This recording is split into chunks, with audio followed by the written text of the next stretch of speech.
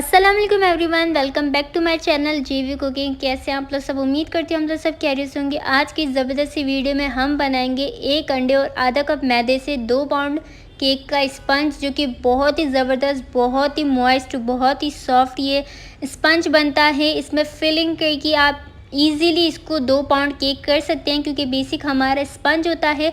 Sponge के बाद जितनी भी हम फिलिंग वगैरह करते हैं उसके बाद हमारा टोटल 2 पाउंड कहलाता है। तो ये स्पंज बिल्कुल परफेक्ट है 2 पाउंड केक के लिए।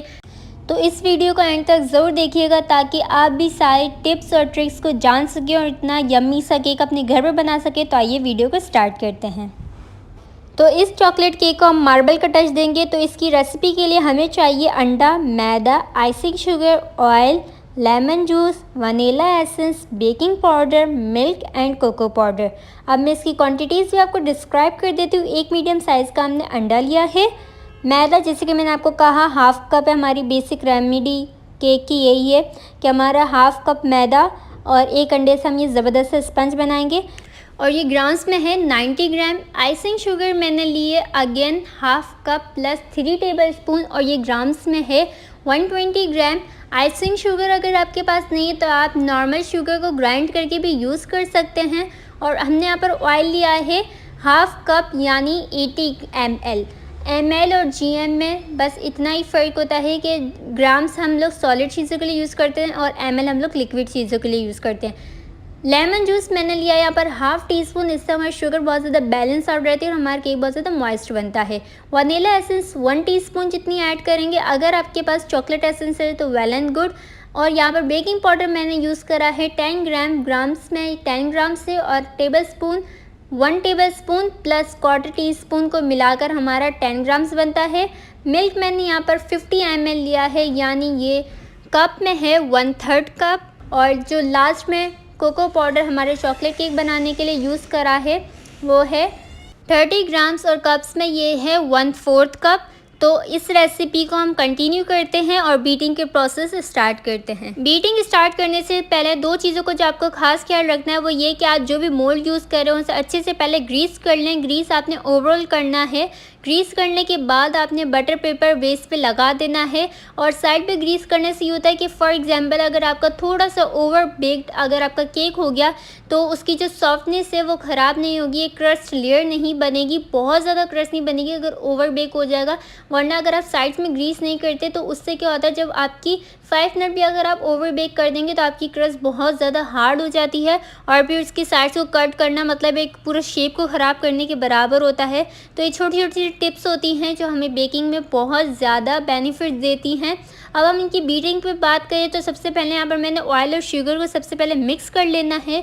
शुगर को यानी आइसिंग शुगर को मैंने स्ट्रेन कर लिया था क्योंकि इसमें बहुत ज़्यादा लम्स होते हैं। अच्छे से मिक्स करने के बाद इससे हम अराउंड 1 मिनट तक बीट करेंगे। सिर्फ इसलिए बीट करेंगे कि हमें इन दोनों को अच्छे से एक मिक्सचर बनाना है। एक मिक्सचर जो हमारा बन जाएगा इसके बाद हम इसमें लेमन जूस ऐड करेंगे।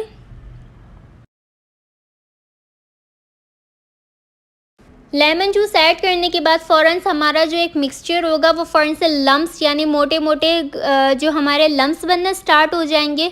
तो यहाँ पर सिर्फ हमें लेमन जूस ऐड करने के बाद अच्छे से मिक्स करना है ओवरऑल मिक्सचर में, यानी जो हमने शुगर का और ऑयल का बनाया है। देन हम इसमें एग ऐड करेंगे। एग ऐड करने के बाद बैटर हमारा बहुत ज़्यादा स्मूथ सा फॉर्म में आ जाएगा। यही बेसिकली हमारा जो मेन इंग्रेडिएंट है हमारे केक का वो अंडा है। अंडे को ऐड करने के बाद इसे हम अराउंड 2 मिनट तक बीट करेंगे और जैसे जैसे हम बीट करते जाएंगे हमारा जो बैटर है वो एक स्मूथ से फॉर्म में आता जाएगा। ये बहुत ज़्यादा फॉर्मी नहीं होगा क्योंकि इसमें हमने ऑयल ऐड करा है और ऑयल ऐड करने से हमारा जो टेक्सचर है वो फॉर्मी नहीं क्रीमी बनता है। तो इसे हम अराउंड 2 मिनट तक बीट करेंगे और अच्छे से साइड्स को क्लीन रखा करें, क्योंकि जब आप इसे लास्ट में पोर कर रहे हो साइड्स में लम्स वगैरह रह जाए तो फिर हार्ड से क्रिस्टल्स बन जाते हैं केक पर और आपके केक में प्रॉब्लम्स क्रिएट कर सकते हैं। तो साइड्स को आप बार बार क्लीन करते रहा करें। अगर आपको ऐसा लगे कि आपकी साइड्स पे शुगर रह गई है या कुछ भी मैदा कुछ भी XYZ रह गया है तो इसे हम अराउंड 2 मिनट तक बीट करेंगे और एक अच्छा सा क्रीमी टेक्सचर आ जाएगा। 2 मिनट बीट करने के बाद मैंने यहाँ पर हॉट मिल्क ऐड करा है। माइक्रोवेव में मैंने इसे अराउंड 1 मिनट तक मैंने इसे मिल्क को हीट कर रहा था और मैं बीटिंग को मैंने स्टॉप नहीं करा था, बीटिंग को मैंने ऑन रखते हुए ही इसको मिल्क को ऐड करा था। बहुत छोटी-छोटी सी ट्रिक्स होती हैं हमारे केक्स में बेकिंग में, जिसे हमें थोड़ा-सा ध्यान रखना पड़ता है। और मैं इसे अराउंड अगेन 1 मिनट तक बीट करूँगी, देन मैं वनीला एसेंस ऐड करूँगी और वनीला एसेंस ऐड करने के बाद भी मैं इसे दोबारा 1 मिनट तक बीट करूँगी। और वनीला एसेंस मैंने यहाँ पर हाफ़ टी स्पून जितना ऐड करा है।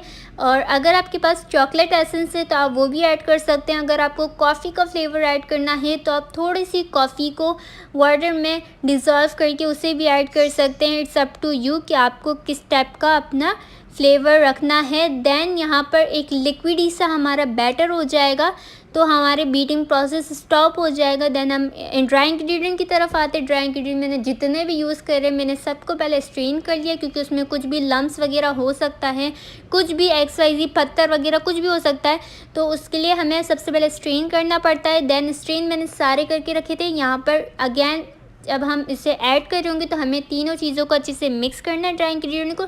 देन हम थोड़ा थोड़ा ग्रेजुअली ऐड करते जाएंगे अपने बैटर में।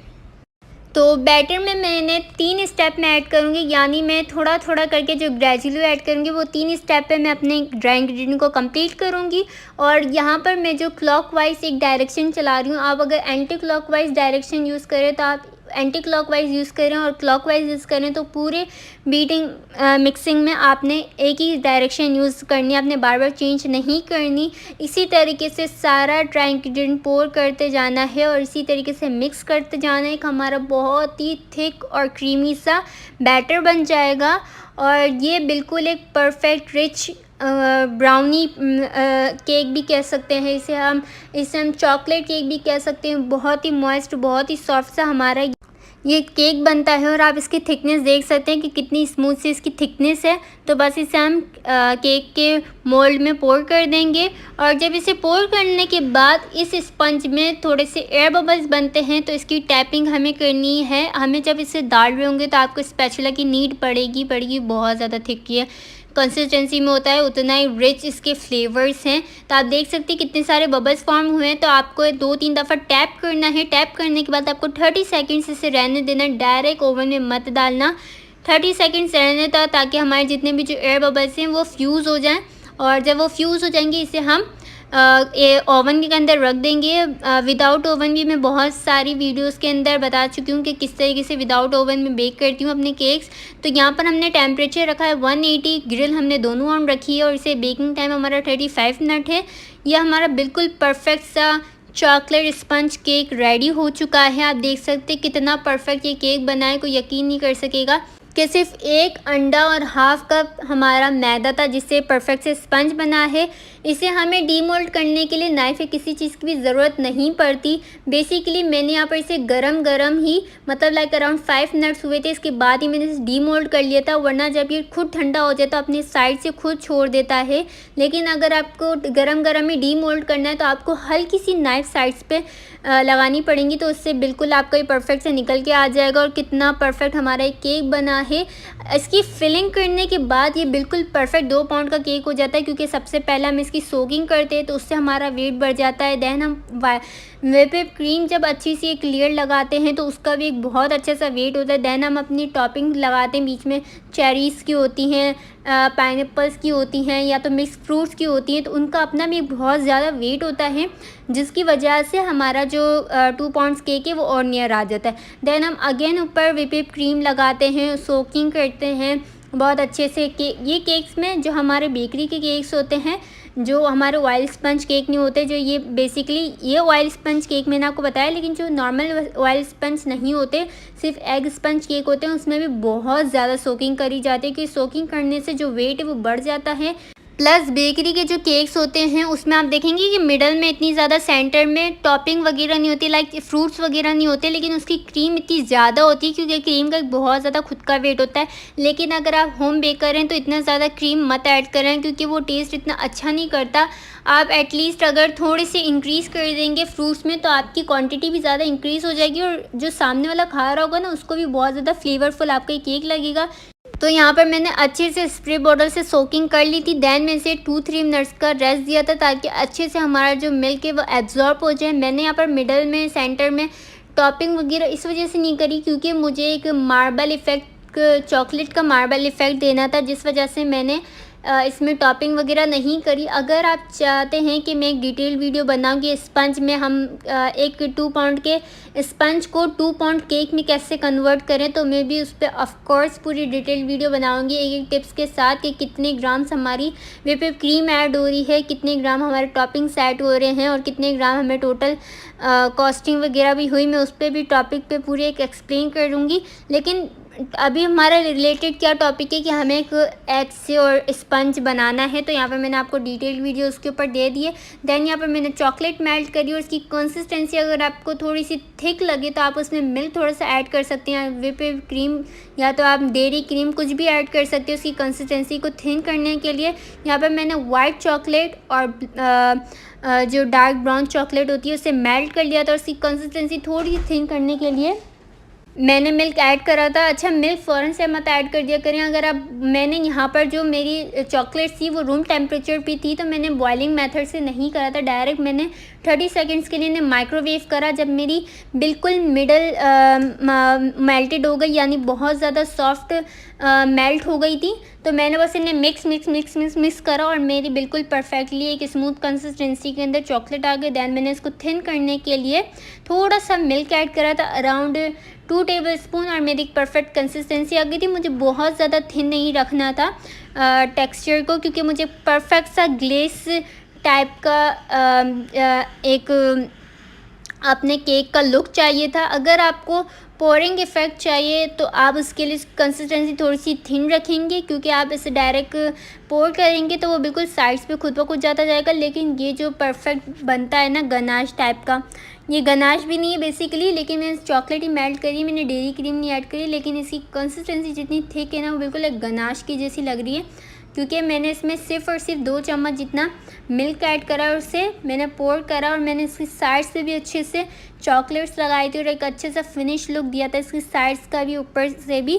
देन मैंने इसे बिल्कुल ठंडा नहीं होने दिया था, फ़ौरन से मैंने साइड पर ही वाइट चॉकलेट को मेल्ट करके रखा था। जैसे मेरी फिनिशिंग लुक ख़त्म हुआ, अराउंड मुझे 2-3 मिनट लगे थे, उसके बाद ही मैंने डायरेक्ट उसके ऊपर वाइट चॉकलेट लगा दी थी और मार्बल केक का डिज़ाइन दे दिया था। अगर आप इसको बहुत ज़्यादा टाइम दे देंगे ना तो ये जम जाएगी ऊपर, और देन आप इसको मार्बल का डिज़ाइन देंगे ना तो बिल्कुल आपकी चॉकलेट का लुक ख़राब हो जाएगा। तो आपको जो भी करना है फटाफट करना है, वरना अगर आपको लगे कि आप इतने जल्दी नहीं कर पाओगे तो आप इसकी कंसिस्टेंसी थोड़ी थिन रखो, ताकि जब ये थोड़ा सा अराउंड 5 to 6 मिनट बाद जब ये अगर थिक भी हो जाए तो आपका मार्बल लुक ख़राब ना करे।